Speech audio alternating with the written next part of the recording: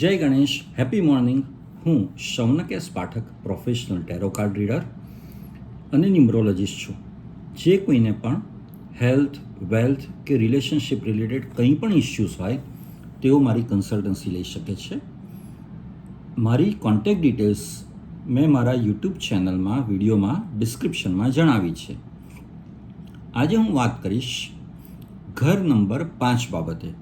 એટલે કે જે કોઈના ઘરનો નંબર એક આંકડામાં, બે આંકડામાં, 3 કે 4 જેટલા બી આંકડામાં હોય તેનો સરવાળો જો 5 ઉપર આવતો હોય તો તે ઘરમાં રહેનાર વ્યક્તિઓ પર તેની કેવી અસર પડે છે તે બાબતે આજે હું તમને જણાવીશ.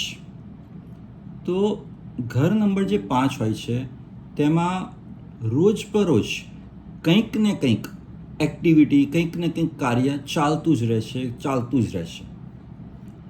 એ ઘરમાં રૂટીન સેટ કરવું બહુ જ ટફ હોય છે. એટલે એ ઘરના વ્યક્તિઓ ક્યારેય પણ રૂટીન લાઈફમાં સેટ થઈ શકતા નથી.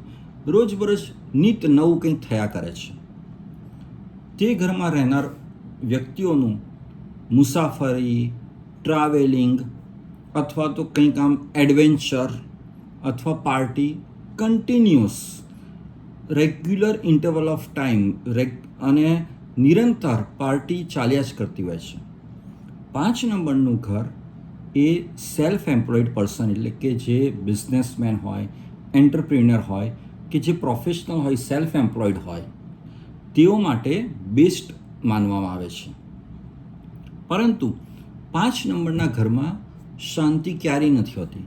કારણ કે મેં હમણાં થોડા સેકન્ડો પહેલાં જાણ્યું એ પ્રમાણે કન્ટિન્યુઅસલી પાર્ટી, ટ્રાવેલિંગ, એડવેન્ચર ચાલ્યા જ કરે છે. એટલે મહેમાનોની અવર જવર અથવા એ ઘરના લોકો બીજે ક્યાંક ટ્રાવેલિંગ કરે એ બધું નિરંતર, એટલે કંઈક ને કંઈક હેપનિંગ, કંઈક ને કંઈક આમ નિત નવું થયા જ કરતું હોય છે.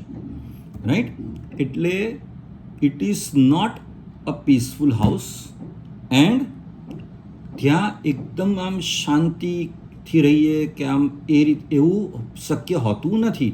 કારણ કે મહેમાનોની અવર જવર ચાલુ જ હોય છે અને ક્યાંક ને ક્યાંક ટ્રાવેલિંગ હોય છે. એટલે આમ એકદમ હાશ કે શાંતિથી બેઠા કે રહ્યા તેવું આ ઘરમાં શક્ય હોતું નથી. તો આજે મેં તમને વાત કરી ઘર નંબર 5 બાબતે. ખુશ રહો, મસ્ત રહો, સ્વસ્થ રહો. Thank you.